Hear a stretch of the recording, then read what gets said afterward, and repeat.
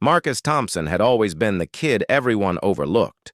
At 22, he stood barely 5 feet 6 inches tall, with thick glasses that constantly slipped down his nose and a thin frame that seemed to disappear in crowds. Growing up in the rough neighborhoods of Detroit, he learned early that being invisible was often safer than standing out. His father worked double shifts at the auto plant, and his mother cleaned offices at night just to keep food on the table. School had never been easy for Marcus.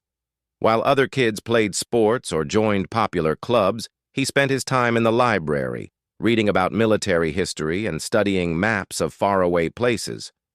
His classmates called him Four Eyes and String Bean, but Marcus found solace in stories of ordinary people who did extraordinary things when it mattered most. He dreamed of serving his country, of finding a place where his quiet determination might actually mean something. When Marcus announced his intention to join the Royal Guard, the elite protection unit for government officials, his family thought he had lost his mind. His older brother Jake, a construction worker with arms like tree trunks, laughed so hard he nearly choked on his beer. "You? In the Royal Guard? Marcus, those guys are like superheroes. They're 6 feet tall, built like tanks, and can probably bench press a car. You get winded walking up the stairs." Even his parents, though supportive in their gentle way, exchanged worried glances. His mother patted his shoulder and said softly, "Honey, maybe you should consider something more realistic. What about accounting? You're good with numbers." But Marcus had made up his mind. He had researched the Royal Guard extensively, studying their history, their training methods, and their requirements. While physical fitness was important, he discovered that marksmanship was equally valued, and Marcus had a secret. Since he was 12, Marcus had been visiting his grandfather's farm every summer. Grandpa Earl was a Korean War veteran who had taught Marcus to shoot, using an old hunting rifle. What started as simple target practice with tin cans evolved into something extraordinary. Marcus possessed a natural steadiness, an ability to control his breathing and heart rate that even surprised the old soldier. "Boy's got ice water in his veins," Earl would tell his wife. "Never seen anything like it." The day Marcus walked into the Royal Guard Recruitment Center, he could feel the stares and hear the whispers. The other candidates looked like they had stepped out of action movies, tall, muscular, confident. They wore their physical prowess like armor, discussing their football achievements, military backgrounds, and martial arts training. Marcus quietly filled out his paperwork in the corner, his pen trembling slightly as doubts crept into his mind. Sergeant Rodriguez, the recruitment officer, was a weathered man with scars on his hands and eyes that seemed to see everything. When he called Marcus's name, several candidates snickered. As Marcus approached the desk, Rodriguez looked him up and down, his expression unreadable. "Son, this isn't the library," he said gruffly. "This is the Royal Guard.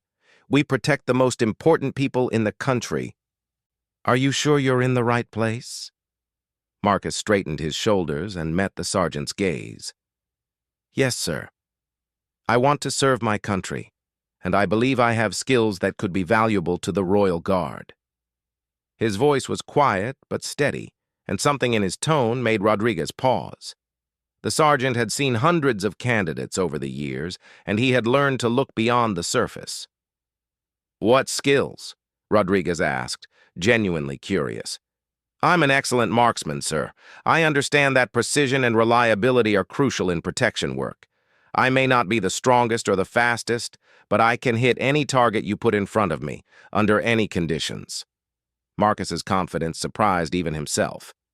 The other candidates burst into laughter. A massive man named Derek, who looked like a professional wrestler, slapped his knee and said, "Did you hear that, boys?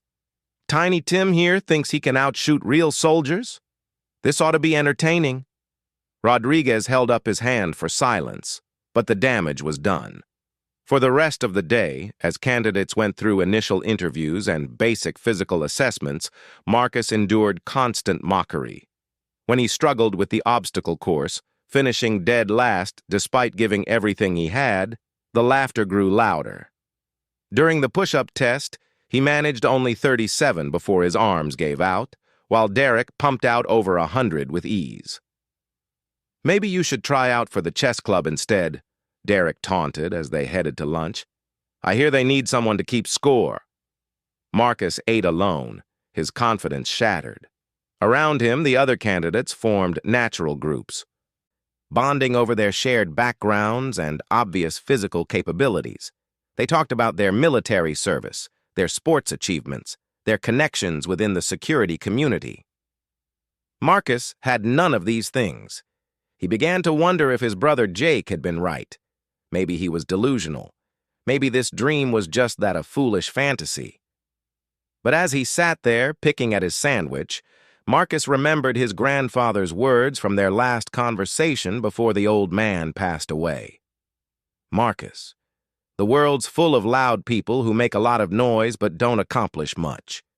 The real heroes are often the quiet ones, the ones who show up when it counts and get the job done without fanfare. Don't let anyone tell you that being different is the same as being weak." That afternoon brought the preliminary marksmanship assessment, using standard service pistols at various distances. Marcus watched as candidate after candidate took their turns.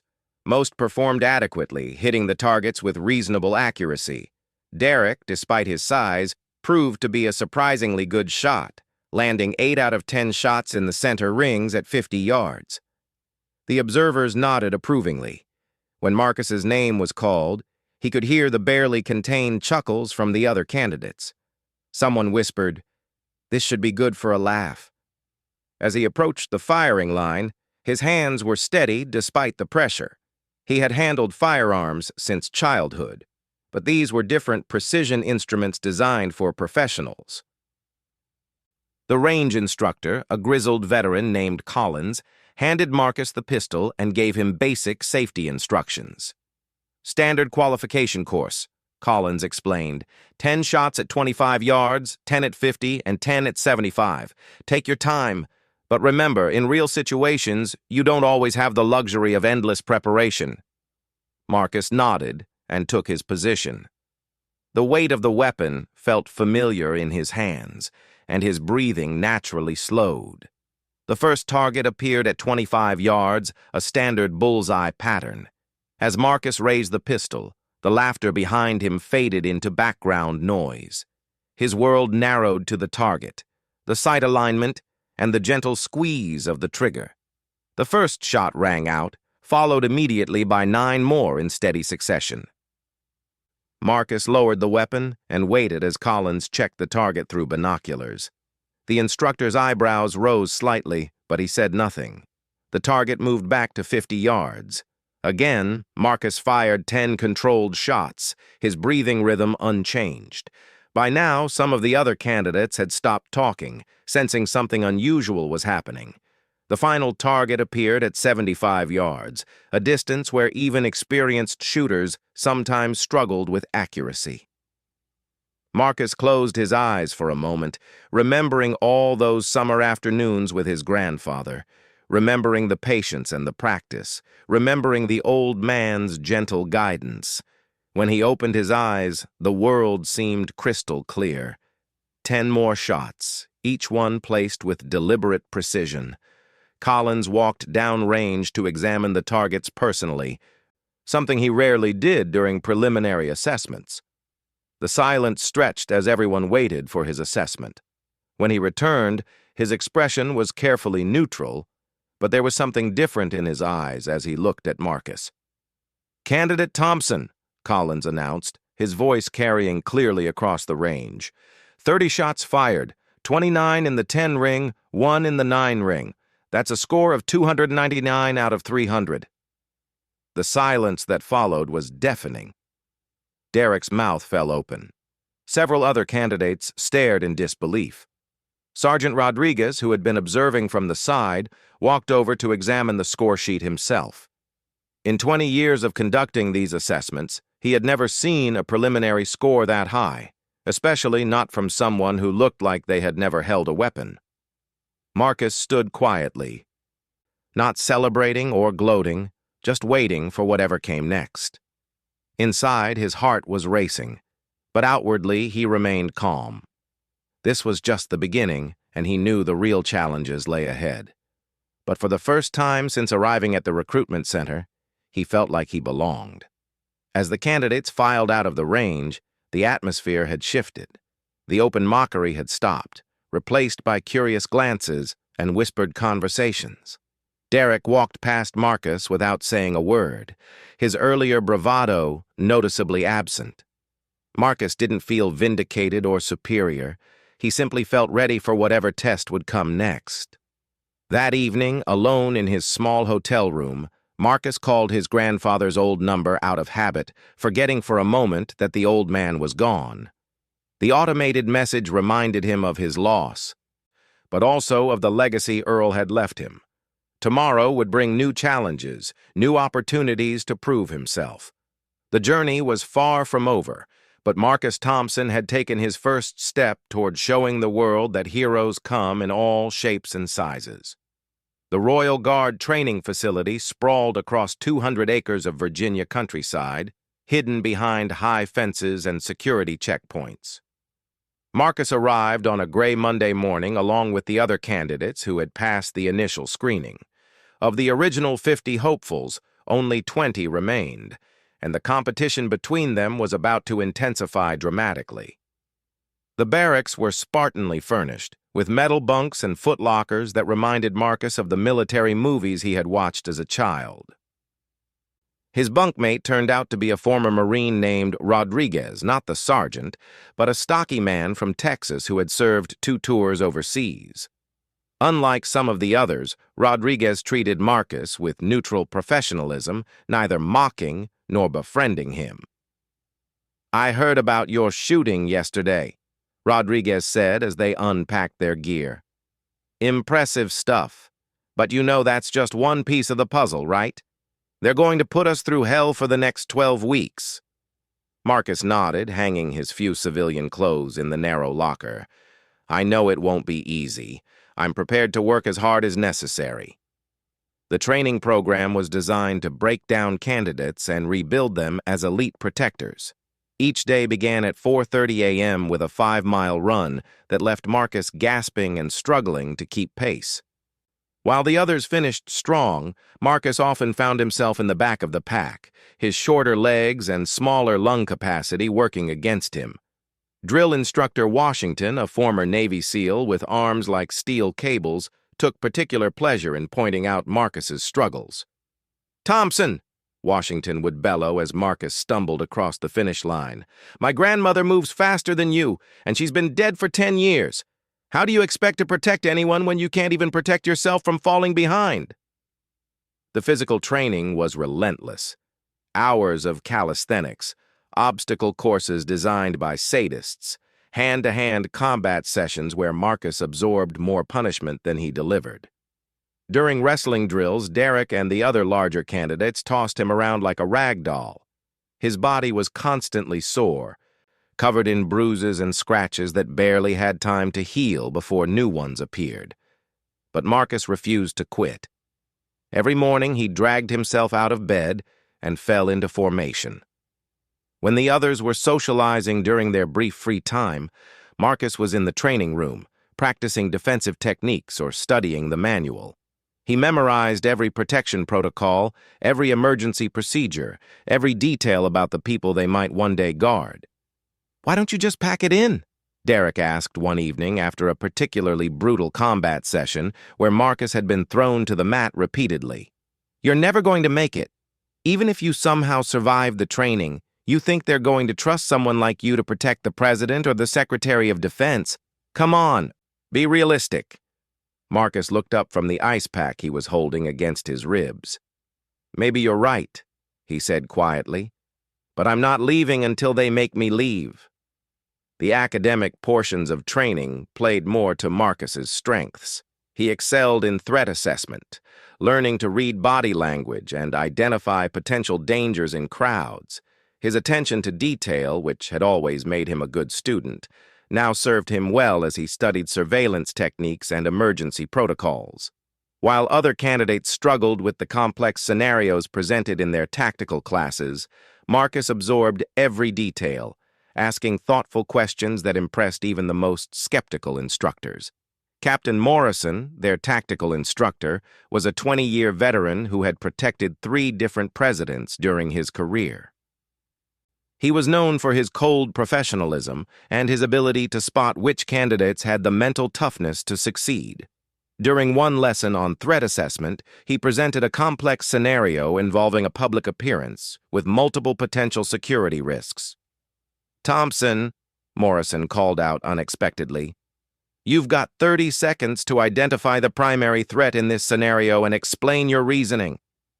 Marcus studied the photographs and floor plans quickly, his mind processing the information with the same methodical approach he used for marksmanship. "The primary threat is the photographer in Sector 3, sir. He's positioned with a clear sight line to the principal, his equipment bag is large enough to conceal weapons, and his credentials show he was hired just 2 days ago with no prior history of covering government events. The second concern is the service entrance on the east side. It's understaffed and provides access to the building's infrastructure." Morrison raised an eyebrow. "Elaborate on the photographer." "His body language is wrong, sir. In the photo, he's not watching the principal through his camera. His attention is on the security team, studying their positions and movements. A real photographer would be focused on getting the best shots, not analyzing protection patterns." The classroom fell silent. Morrison nodded slowly. "Correct on all counts. That scenario was based on a real incident from 3 years ago. The photographer was indeed a threat that was neutralized before any harm was done." Despite his analytical successes, the physical challenges continued to plague Marcus. During defensive driving exercises, his smaller stature meant he struggled to control the powerful vehicles at high speeds. In close protection scenarios, his inability to physically overpower threats meant he had to rely on positioning and timing rather than brute force. The breaking point came during Week 8, in a combined exercise that tested all their skills simultaneously. Candidates had to navigate a hostile environment, identify threats, protect a mock VIP, and extract to safety under time pressure. It was the most comprehensive test they had faced, and failure meant immediate dismissal from the program. Marcus was paired with Derek and 2 other candidates in what should have been a straightforward scenario. They were protecting a diplomat, played by an instructor during a simulated public appearance. Unknown actors in the crowd would present various threats, and the team had to respond appropriately while keeping their principal safe. Everything went wrong almost immediately. Derek, assuming leadership of the team, positioned himself prominently beside the VIP while relegating Marcus to crowd scanning duty in the rear. When the first threat appeared, a man with a suspicious package, Derek and the others rushed forward, leaving the principal momentarily exposed. Marcus saw the real danger before anyone else, a second actor approaching from the flank with clear intent to reach the VIP. Without hesitation, he broke from his assigned position and moved to intercept. The scenario called for measured response, but Marcus could see that following protocol would result in a failed protection. "Gun!" he shouted, though the actor was only carrying a training weapon. His warning caused Derek to spin around, finally seeing the actual threat, but Derek was too far away to respond in time. Marcus did the only thing his training and instincts told him to do. Despite being outweighed by 40 pounds, he tackled the approaching threat, driving both of them to the ground. The actor, surprised by the sudden assault from the smallest candidate, went down hard. Marcus maintained control, following his combat training to neutralize the threat without excessive force. The exercise ended with a whistle blast. The instructor playing the VIP was safe, the threat was neutralized, and the scenario was technically a success. But Derek was furious. "What the hell was that, Thompson?" he demanded as they gathered for debriefing. "You broke protocol. You left your assigned position. You could have compromised the entire mission." Marcus stood his ground, still breathing hard from the physical confrontation. The principal was in immediate danger. Someone had to act. That someone should have been me. I'm the team leader. You were out of position, Marcus replied calmly. By the time you could have responded, it would have been too late. The argument continued as they walked back to the debriefing room, with other candidates taking sides. Some supported Derek's position that protocol should never be broken. Others grudgingly admitted that Marcus's quick thinking had saved the scenario. The division created tension that had been building for weeks. During the formal debriefing, Captain Morrison remained characteristically neutral as he reviewed their performance. The scenario presented multiple challenges designed to test your ability to adapt under pressure. Team leader Derek showed good initial positioning, but failed to maintain situational awareness of all potential threats. Candidate Thompson broke protocol by abandoning his assigned post, which could have created vulnerabilities elsewhere. Derek smiled, thinking he had been vindicated. But Morrison wasn't finished. However, he continued, Thompson's threat assessment was accurate, his response was appropriately measured, and his actions directly prevented a successful attack on the principal. Sometimes protecting people means making split-second decisions that don't perfectly align with standard procedures. The question is whether you have the judgment to know when to break the rules and the skills to do it effectively. That night, the atmosphere in the barracks was tense. Derek and his allies made it clear they considered Marcus a liability, someone who couldn't be trusted to follow orders or work as part of a team. Marcus lay in his bunk, staring at the ceiling, wondering if they were right. Maybe his instincts were good, but that didn't necessarily make him Royal Guard material. The next morning brought individual evaluations, a chance for each candidate to meet privately with the senior staff and discuss their progress.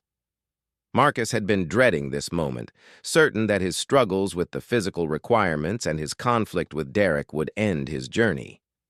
He knocked on Captain Morrison's office door at precisely 800 hours, his dress uniform crisp and his mind prepared for disappointment. Morrison gestured to a chair across from his desk, which was covered with evaluation files and training reports. "Candidate Thompson," Morrison began, his voice giving nothing away, "you've presented us with an interesting dilemma. Your physical capabilities are below standard for this unit. Your marksmanship is exceptional. Your analytical skills are superior. Your judgment under pressure appears sound, but your willingness to break protocol concerns some of my colleagues." Marcus sat at attention, waiting for the inevitable dismissal. But Morrison wasn't finished.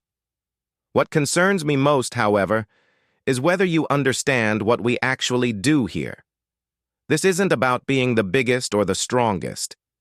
It's about being willing to put yourself between danger and innocent people, regardless of the personal cost. It's about making the right decisions when lives hang in the balance. Yesterday, when you saw that threat approaching, what went through your mind?" Marcus considered the question carefully. "I saw someone in danger, sir. Everything else became secondary." Morrison nodded slowly. "That's the right answer. That's the only answer that matters in this job." The individual evaluation continued for another 30 minutes, covering Marcus's background, motivations, and goals. When it was over, Morrison provided no indication of whether he had passed or failed. Marcus would have to wait with everyone else for the final results. Over the next few days, as training continued with increased intensity, Marcus noticed subtle changes in how some instructors treated him.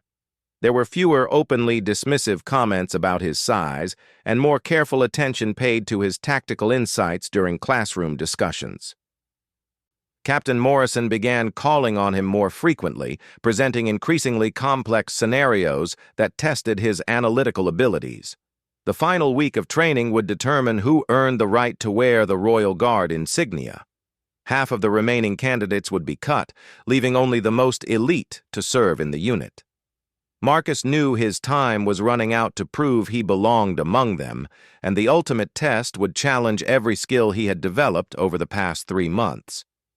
The final examination arrived with the kind of autumn morning that made everything feel sharper, more consequential. Frost covered the training ground, and the air carried the weight of 12 weeks of preparation coming to a head.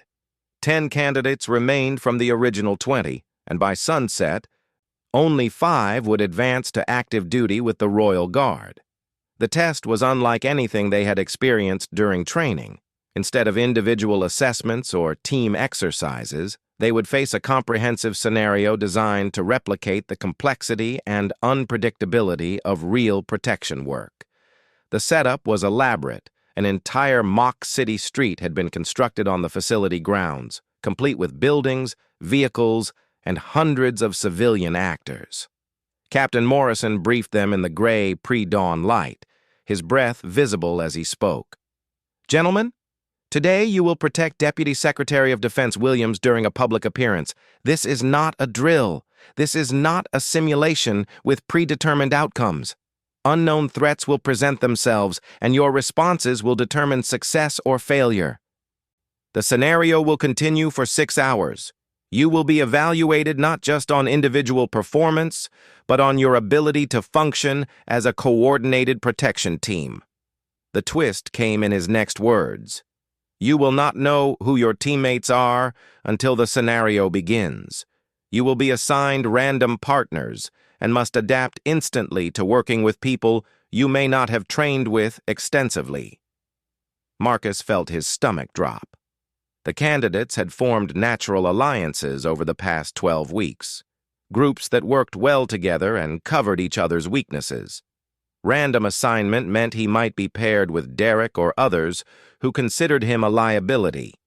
When the assignments were announced, Marcus found himself partnered with Rodriguez, the former Marine, Jenkins, a former police detective from Chicago, and surprisingly, Carter, a quiet candidate who had consistently performed well but rarely spoke to anyone. It wasn't the worst possible combination, but it wasn't the team he would have chosen either.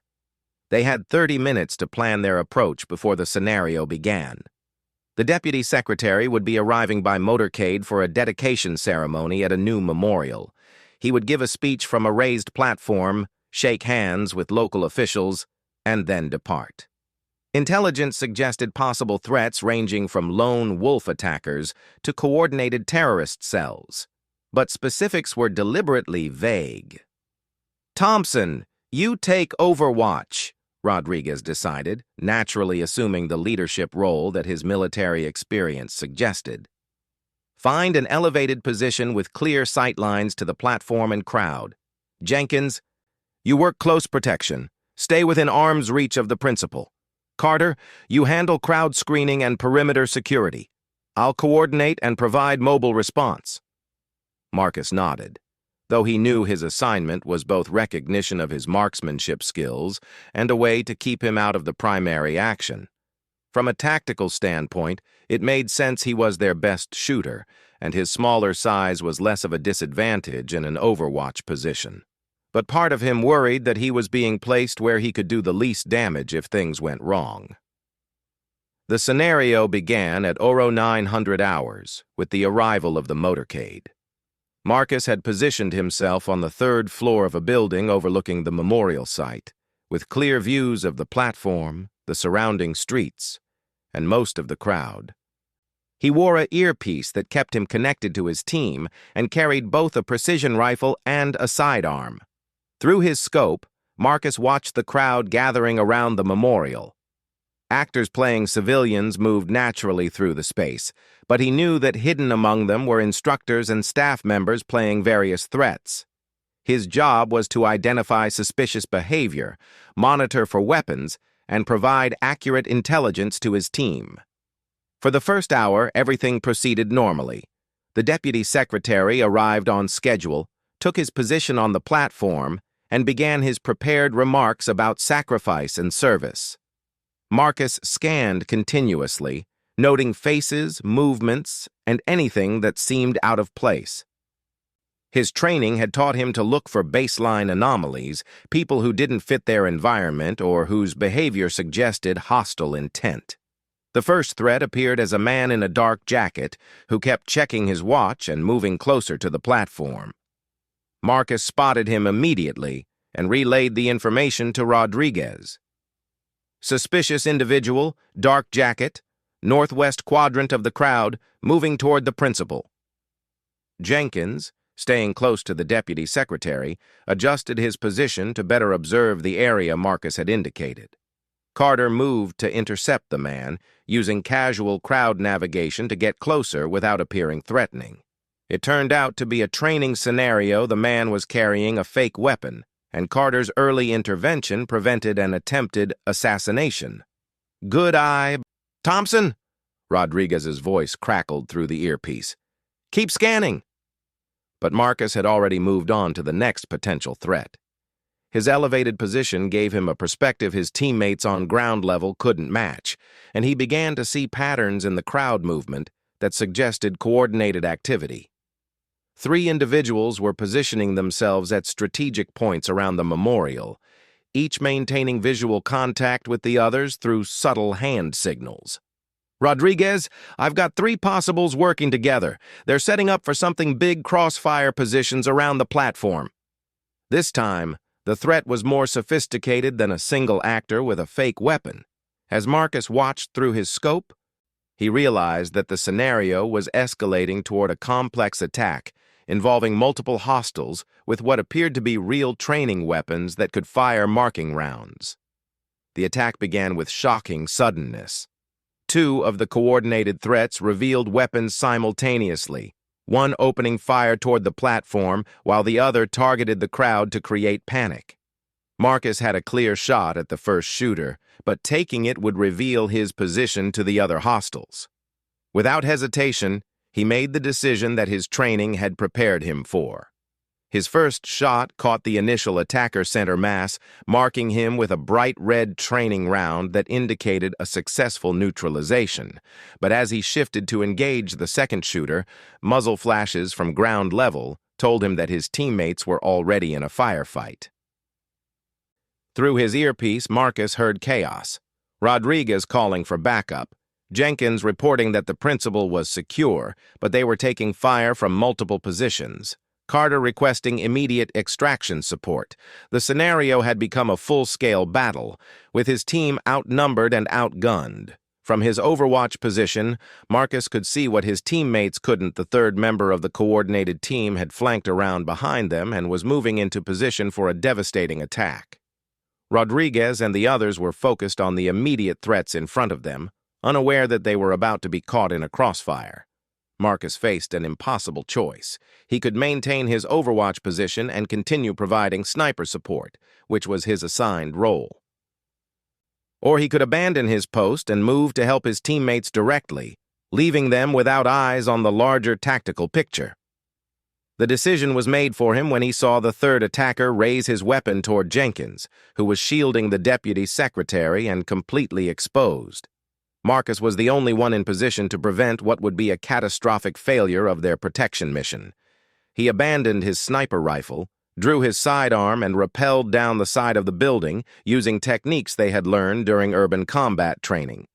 The drop was farther than he had ever attempted in practice, and his landing was harder than planned, sending shockwaves through his ankles and knees. But Marcus was up and moving before the pain could register, his smaller size allowing him to navigate through the confused crowd faster than larger candidates could have managed. He reached the flanking attacker just as the man was squeezing the trigger, tackling him from behind and spoiling his shot. The 2 men went down hard, with the attacker having 40 pounds and several inches of reach on Marcus. In the hand-to-hand combat that followed, Marcus absorbed punishment that would have dropped most people. But his grandfather's voice echoed in his mind about the quiet heroes who showed up when it mattered, and he refused to let go despite the pain. The struggle seemed to last forever, though it was probably only 30 seconds. Marcus managed to get control of the attacker's weapon, but at the cost of taking several solid hits that left him dazed and struggling to focus. When he finally subdued the threat and looked up, he found Jenkins and Rodriguez standing over him, having rushed to assist once they realized what was happening. Jesus, Thompson, Rodriguez said, helping him to his feet. That was either the bravest thing I've ever seen or the stupidest. Marcus wiped blood from a split lip and tried to catch his breath. Is the principal secure?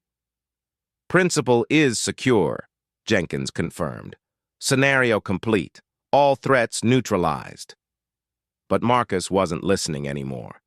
The adrenaline that had carried him through the fight was wearing off, and the reality of what he had just done was setting in. He had abandoned his assigned position, disobeyed orders, and engaged in hand-to-hand combat with someone much larger and stronger. By any traditional measure, he had failed to follow protocol. As they walked back toward the debriefing area, Marcus prepared himself for the consequences.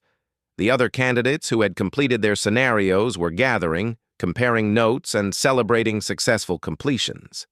Derek was there, looking confident after what appeared to have been a textbook performance with his team. I heard Thompson went rogue again, Derek said loudly enough for everyone to hear. Some people never learn that this job is about following orders, not playing hero. Marcus didn't respond. He was too tired and too uncertain about his own actions to engage in an argument. Maybe Derek was right. Maybe he was fundamentally unsuited for a job that required absolute discipline and adherence to protocol. Captain Morrison appeared in the doorway of the debriefing room, his expression unreadable as always. All candidates inside. Individual performance reviews begin in 10 minutes. The wait was excruciating. Marcus sat in a hard plastic chair, his body aching from the fight and his mind replaying every decision he had made during the scenario. When his name was finally called, he walked into the review room expecting to be dismissed from the program. Instead, he found himself facing not just Captain Morrison, but a panel of senior instructors and, to his surprise, a man in an expensive suit who had not been part of the training program. Candidate Thompson, Morrison began, I'd like you to meet Deputy Director Harrison from the Secret Service. He's been observing our final assessments to identify candidates who might be suitable for cross-training with federal protection units. Marcus straightened in his chair, confused. Why would a Secret Service official be interested in someone who had just failed to follow basic protocols?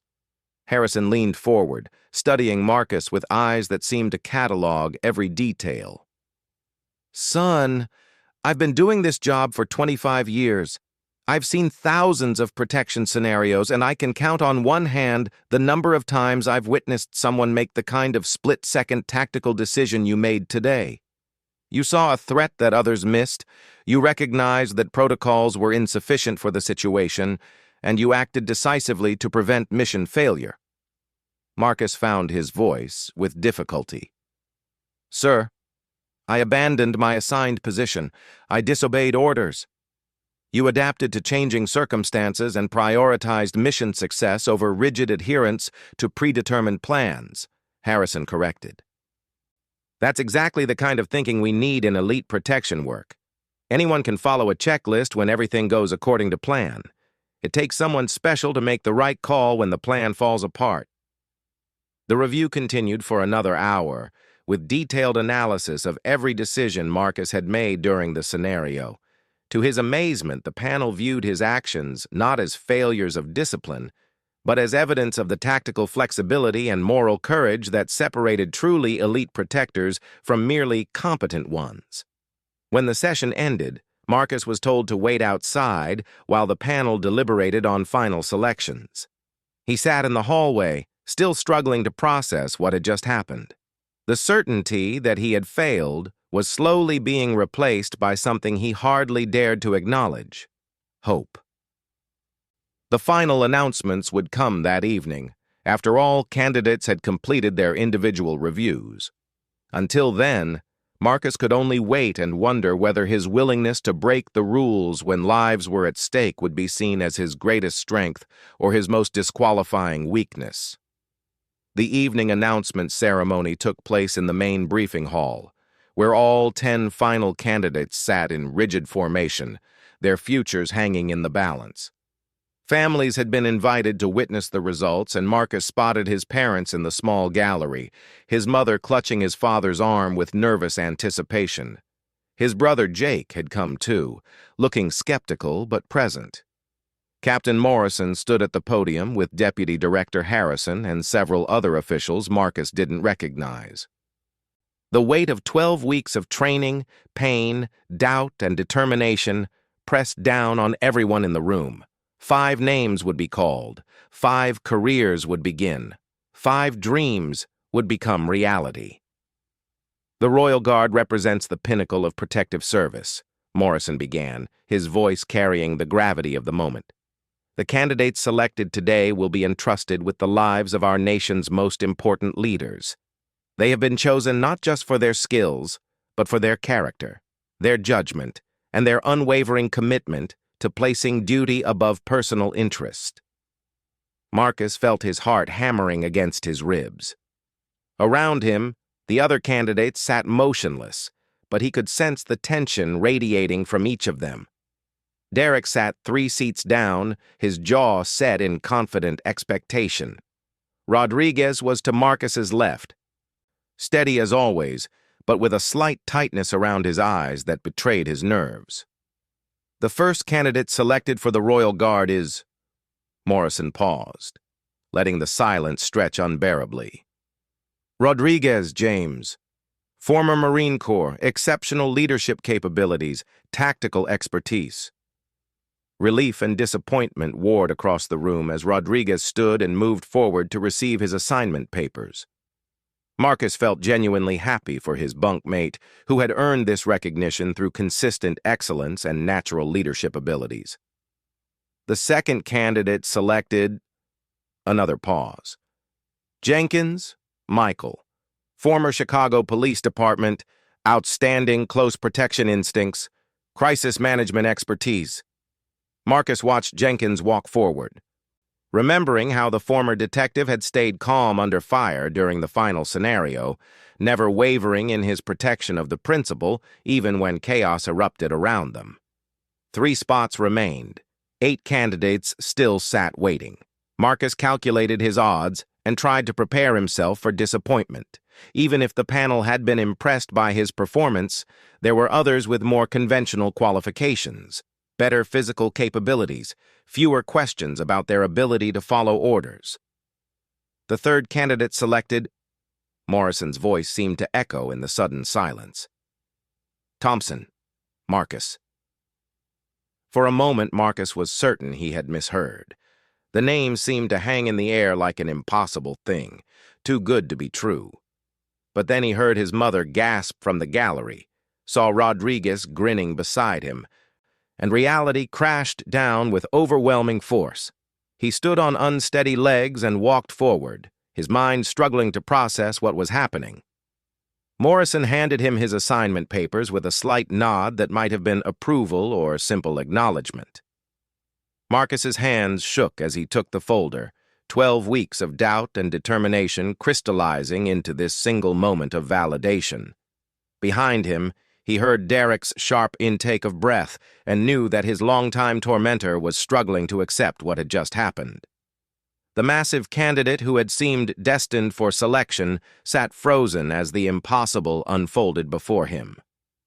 The fourth candidate selected, Williams Patricia. Marcus realized he had been so focused on his own selection that he hadn't even noticed one of the candidates was a woman. Patricia Williams had been consistently competent throughout training, never standing out but never failing either. Her selection made sense. He realized balanced judgment and reliable performance. 1 spot remained. 6 candidates still waited, including Derek and Carter from his final scenario team. Marcus found himself hoping Carter would be chosen. The quiet candidate had proven himself reliable and skilled, without the ego problems that sometimes plagued more physically gifted trainees. The 5th and final candidate selected for this Royal Guard class.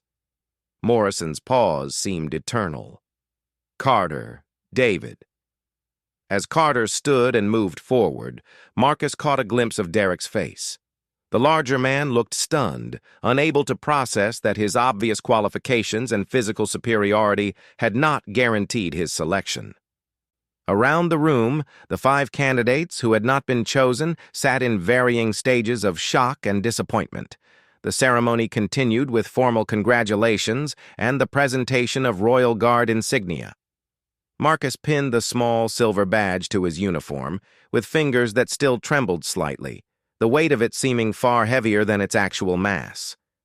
This piece of metal represented everything he had worked for, dreamed of, and nearly given up on. After the official proceedings, families were invited to congratulate the new Royal Guard members. Marcus found himself surrounded by his parents and brother, their faces reflecting a mixture of pride and amazement that still seemed surreal. "I knew you could do it," his mother said, though her voice suggested she was still processing the reality of her quiet son succeeding where bigger, stronger candidates had failed. "Your grandfather would have been so proud." Jake, who had been skeptical from the beginning, clasped Marcus on the shoulder with obvious respect. "I owe you an apology, little brother. I was wrong about what it takes to do this job." But the most meaningful moment came when Captain Morrison approached with Deputy Director Harrison in tow. The Secret Service official extended his hand to Marcus with genuine warmth. "Son, I've been authorized to offer you an opportunity," Harrison said. "The Secret Service has been looking for candidates with your particular combination of skills, analytical thinking, exceptional marksmanship, and tactical flexibility. Would you be interested in cross-training with our counter-sniper team?" Marcus felt the world tilt slightly. The counter-sniper team was legendary among protection professionals, the elite marksmen who provided overwatch during presidential and other high-level security operations. They were the invisible guardians who took impossible shots under unthinkable pressure to protect the nation's leaders. Yes, sir. I would be honored to be considered." Harrison smiled. "It's not a consideration anymore. It's an assignment. Report to Quantico next month for specialized training. Your Royal Guard duties will be augmented with counter-sniper responsibilities." As Harrison walked away to speak with other officials, Marcus stood surrounded by his family, still struggling to fully comprehend the transformation his life had undergone. 12 weeks ago, he had been the overlooked kid from Detroit who got winded walking upstairs. Tonight, he was a Royal Guard member selected for one of the most elite assignments in federal law enforcement. The reception continued around him, but Marcus found himself thinking about all the people who had doubted him, mocked him, or written him off as too small, too weak, too unlikely to succeed. Derek had disappeared from the reception early, unable to face the reality that physical dominance and obvious qualifications weren't always enough. Other candidates who had seemed destined for success had been passed over in favor of those who demonstrated character under pressure. Rodriguez appeared at his elbow with 2 cups of coffee. "Quite a journey, roommate." Marcus accepted the coffee gratefully. "I still can't quite believe it's real." "Better start believing it," Rodriguez said with a grin. "Because in 2 weeks we're going to be protecting people whose lives literally depend on our ability to do this job right." The weight of that responsibility settled on Marcus's shoulders, but it felt different now than it had during training. Instead of crushing doubt, it brought a sense of purpose and clarity. He had proven to himself and others that heroes really did come in all shapes and sizes, that quiet determination could be more valuable than obvious strength, and that the willingness to do the right thing when it mattered most was the true measure of a protector. Later that evening, alone in his hotel room before heading home for a brief leave, Marcus called his grandfather's old number 1 more time. This time, instead of the automated message, he left his own words for whatever cosmic force might be listening. "I made it, Grandpa. I'm going to be everything you believed I could be."